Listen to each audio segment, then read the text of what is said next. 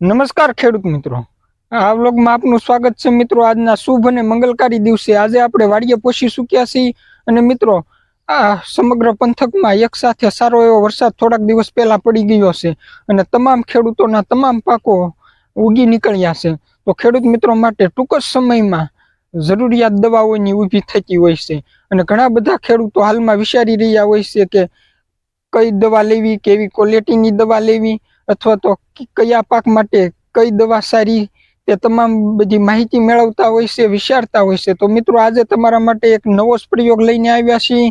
આ પ્રયોગ છે તમારે એક પણ રૂપિયાનો ખર્ચ નથી કરવાનો અને તમે તે દવા જાતે જ બનાવી શકો છો અને એ દવાથી તમારા કોઈ પણ પાકના સંપૂર્ણ રોગનો નાશ પામે છે। એક પણ રૂપિયાનો ખર્ચ કર્યા વિના મફતમાં તમે તમારી જાતે જ દવા બનાવી શકો છો।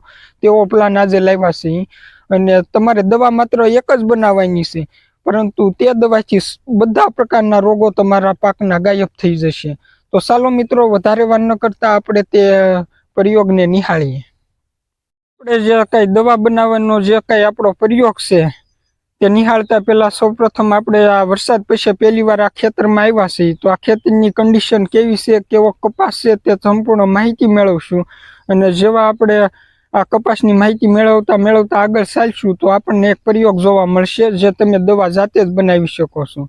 તો સૌપ્રથમ આપણે આ કપાસનું પણ નિહાળતા જઈએ કે કપાસ કેવી કન્ડિશનમાં છે, કેવા પ્રકારનો કપાસની અંદર રોગ છે કે વરસાદ પછી શું ફેરફાર આવ્યો છે કપાસમાં, તે આપણે સંપૂર્ણપણે નિહાળીશું।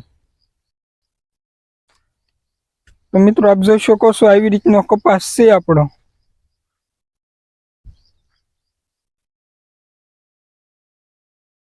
અને આવી રીતનો આ ખેતરનો માહોલ છે, આપ જોઈ શકો છો। અને હમણાં ટૂંક જ સમયમાં આપણને જાતે દવા બનાવવાનો પ્લાન જોવા મળશે આગળ ચાલશું એટલે। આપ જોઈ શકો છો આવી રીતનો કન્ડિશન છે કપાસની। હાલ તો કોઈ પણ પ્રકારનો રોગ નથી, પરંતુ વરસાદ પછી કપાસ થોડોક પાછો પડ્યો હોય એવું લાગે છે। વૃદ્ધિ અને વિકાસ કપાસનો અટકી ગયો હશે। થોડાક દિવસ પહેલા જે કન્ડિશનમાં કપાસ જોયો હતો આજે પણ તે જ કન્ડિશનમાં છે। થોડીક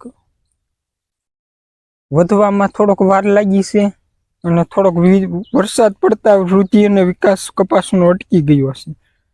આપણે થોડાક નજીકથી નિહાળીએ એટલે આપણને અંદાજ આવે। આપ જોઈ શકો છો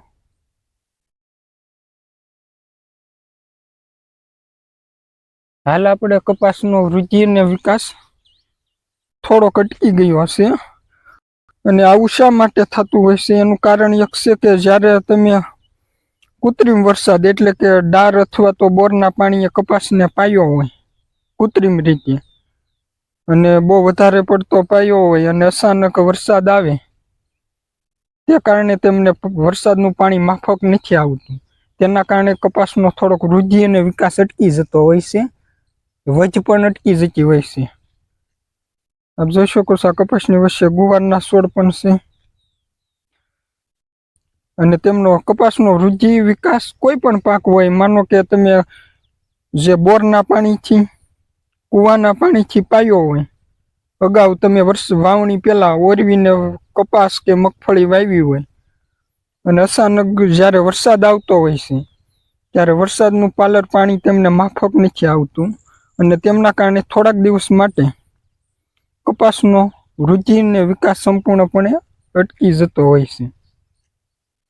તો ઘણા બધા ખેડૂતોને એમ થતું હોય છે કે આ કપાસનો વૃદ્ધિ વિકાસ અટકી ગયો છે, તો શા કારણે અટકો હોય?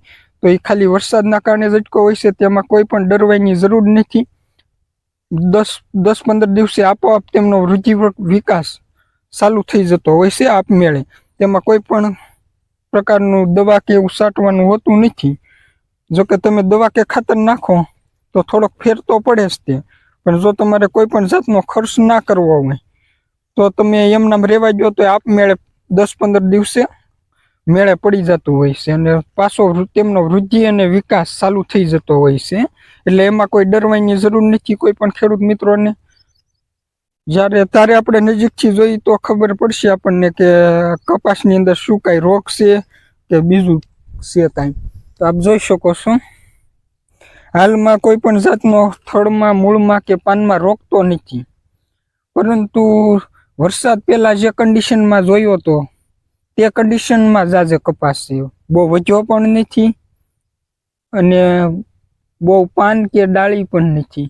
તેનું કારણ એ છે માત્ર ને માત્ર તેમને પાલર પાણી વરસાદનું ફાવ્યું નથી. વાતાવરણમાં ચેન્જીસ થવાના કારણે આવું થતું હોય છે. આજે આપણે આગળ જઈશું એટલે આપણને એક પ્લાન જોવા મળશે, જે પ્લાન થકી તમે તમારી જાતે જ દવા બનાવી શકો છો 1 પણ રૂપિયાના ખર્ચ વગર, અને તે પણ બધાય રોગમાં અને બધાય પાકમાં કામમાં આવશે. મોટા ભાગના તમામ રોગો ગાયબ થઈ જશે તે દવાથી. તો ટૂંક સમયમાં આપણે ધીરે ધીરે હાલ્યા જઈશું એટલે નીચલા શેઠે જઈશું. આપ જોઈ શકો છો એટલે નીચલા શેઠે આપણને તે પ્રયોગ જોવા મળશે. અને આપ જોઈ શકો છો આવી રીતનો આપણા સંપૂર્ણ ખેતરનો માહોલ છે. અને હાલ તમામ ખેતરો લીલાછમ છે. 500 દિવસ પહેલા વાવણી લાયક વરસાદ થઈ ગયો હોવાથી તમામ ખેતરના પાકો ઉગી નીકળ્યા છે. આપ જોઈ શકો છો આવી રીતનો માહોલ છે. સારો કોરે હરિયાળી હરિયાળી છે.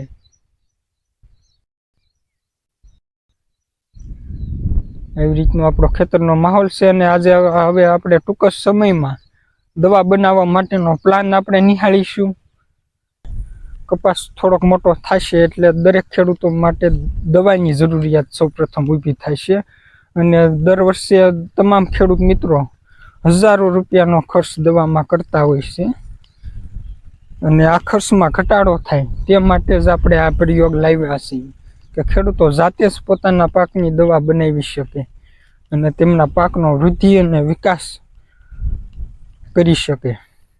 તો મિત્રો હવે આપણે ટૂંક જ સમયમાં આપણો જે પ્લાન છે તે નજીક આવી રહ્યો છે, તો આપણે તે નિહાળીશું. હાલ થોડોક વરસાદી વાતાવરણ છે અને વાદળા પણ થઈ ગયા છે, આપ જોઈ શકો છો. તો આપણે પ્લાન સુધી પહોંચી ગયા છીએ. જે આપણે દવા બનાવવાનું કહેતા હતા તે આ એક ઔષધિ છે. તેમાંથી આપણા ખેતરના તમામ પાકો માટે દવા બને છે. અને એ એક જ દવામાંથી તમારા ખેતરના તમામ પાકોના તમામ રોગો ગાયબ થઈ જશે. તો મિત્રો આને તમને ઓળખો છો? આ તમે કદાચ જોઈતો હશે અને ઓળખતા પણ હશો. મિત્રો જો આપ જોઈ શકો છો આ વૃક્ષ શેનું છે તે તમે જાણો છો? તો મિત્રો આ છે લીમડાની લીંબોળી. અને આમાંથી આપણે કેવી રીતે ખેતરના પાકો માટે દવાઓ બનાવવાની છે અને કેવી રીતે તે સંપૂર્ણ માહિતી આજે હું તમને આમાં આપીશ. તો મિત્રો આ જે લીંબોળી છે તે લીંબોળીને સૌપ્રથમ ઘાણા અથવા નાની ઘાણી આવે તેમાં પીલી નાખવાની છે. પીલ્યા પછી તેમનું જે તેલ નીકળશે તે તેલ તમારા પાક માટે બહુ જ ઉપયોગી છે, ખેતરના પાક માટે. અને તેમનું તેલમાંથી ઘણી બધી ઔષધિઓ પણ બને છે. મિત્રો આ લીંબોળી રહી ખૂબ જ ગુણકારી છે. અને આમાંથી કેવી રીતે દવા બનાવી, તો આપણે જે ઘાણીમાં પીલી અને તેમનો જે રસ નીકળે છે, તેમનું જે તેલ નીકળે છે, તે તેલનો તમારે ખેતરમાં છંટકાવ કરવાનો છે. ઘણી બધી લીંબોળીમાં તેલ આસું હોય છે, તો ઘણી બધી લીંબોળીમાં તેલ બહુ ઘાટું હોય છે. તો માનો કે જે લીંબોળીમાં તેલ બહુ ઘાટું નીકળતું હોય તે તેલમાં જો એમના પ્રેસ પંપમાં ચાલે તેમ ના હોય તો તેમાં થોડુંક પાણી ભેળવી આસું કરી અને તમારા પાકમાં છંટકાવ કરવો જોઈએ. અને જો આસું તેલ હોય તો સીધું પંપમાં નાખી અને તમારા તમામ પાકમાં તમે છંટકાવ કરશો એટલે મોટા ભાગના તમારા પાકના રોગ ગાયબ થઈ જશે. 90% રોગ આ એક ઔષધિ માત્રથી ગાયબ થઈ જાય છે. અને આ સંપૂર્ણ ઓર્ગેનિક દવા છે અને તમે જાતે જ બનાવી શકો છો. તમારે 1 પણ રૂપિયાનો ખર્ચ નથી કરવાનો. અને આ ઓર્ગેનિક દવા હોવાથી તમારા પાકને કોઈ પણ જાતનું નુકસાન નથી કરતું. આપ જોઈ શકો છો તમારા પાકને કોઈ નુકસાન નહીં કરે. અને જો સમગ્ર ગુજરાતમાં લીંબોળીનું એકમાત્ર માર્કેટ યાર્ડ જે આવેલું છે તે મહેસાણા જિલ્લામાં છે અને મહેસાણા જિલ્લામાં આવેલું લીંબોળીનું માર્કેટ યાર્ડમાં લીંબોળીની લેવેસ પણ થાય છે ઘણા. અને આ માહિતી જો તમને સારી લાગી હોય તો તમે આ આપણા વિડીયોને લાઈક કરજો અને વધારેમાં વધારે ખેડૂત મિત્રો સુધી આ પ્રયોગ પહોંચે, જેથી હાલ ખેડૂત મિત્રો હજારો રૂપિયાના વર્ષે ખર્ચો કરતા હોય છે માત્ર ને માત્ર દવા માટે, તો તેમાં ખર્ચનો ઘટાડો થાય. આ દવાથી માત્ર 90% રોગ સાફ થઈ જશે. પાક કોઈ પણ હોય, દવા માત્ર એક જ તે, એટલે કે લીંબોળીનું તેલ. મિત્રો આજે બસ આટલું જ તે. મળીશું નેક્સ્ટ વિડીયોમાં. હાલમાં વરસાદ ચાલુ થઈ ગયો છે એટલે હાલ કેમેરો બંધ કરવો પડે એવી પરિસ્થિતિ છે, તો ચાલો આપણે નેક્સ્ટ વિડીયોમાં મળીશું અને નેક્સ્ટ વિડીયોમાં તમારા માટે કંઈક નવી જ અને વધારે માહિતી લઈને આવીશું.